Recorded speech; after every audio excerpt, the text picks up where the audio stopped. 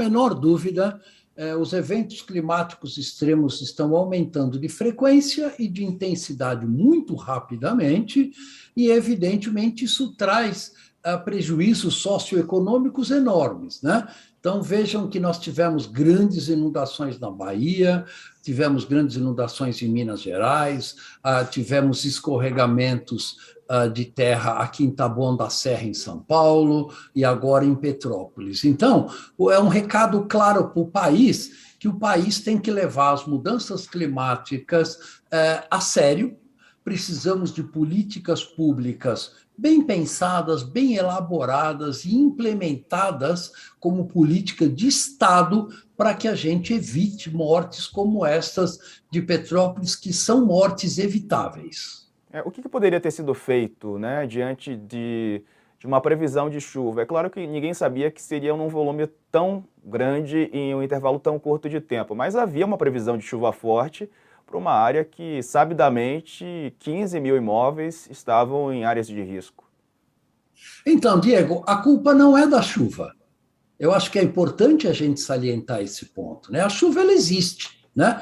O que cabe é a nossa sociedade se preparar melhor para esses eventos climáticos extremos. Como fazer isto, né? Primeiro, fazer um mapeamento cuidadoso dessas áreas de riscos iminentes, né?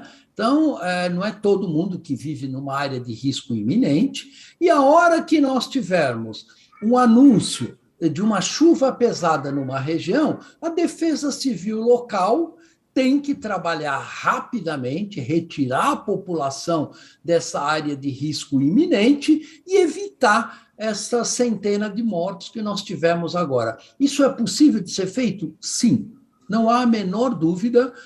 Do ponto de vista de identificação dessas áreas de risco iminente, o Brasil tem excelentes equipes de geólogos que são capazes de identificar estas regiões. Nós temos sistemas de meteorologia bastante avançados, com radares, que a gente pode saber quanto vai chover, aonde e qual é a duração desta chuva.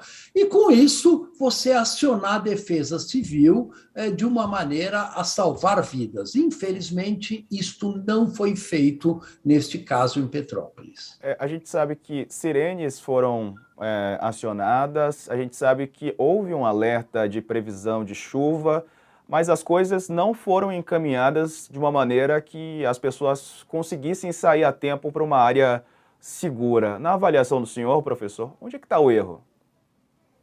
Veja, o erro primeiro está na prevenção. Esses fenômenos você tem que trabalhar na prevenção, é a parte mais eficiente desta conta. Ou seja, essas pessoas que estavam morando nessa região não poderiam estruturar uma moradia numa região de alto risco, né? Segundo, se você tem desmatamento nos morros, isto facilita esse barro a escorregar com grandes volumes de chuva. Então, você precisa investir em realmente ancorar, construir muros de arrimo para essa população não ser atingida, você tem que reflorestar essas áreas e, principalmente, retirar a população dessas áreas de risco iminentes e transferir essa população para outras regiões. Isso é absolutamente necessário, é possível de ser feito, desde que o poder público tenha um mínimo de preocupação com a vida das pessoas mais pobres, com a vida das pessoas mais desfavorecidas nesse país. É isso.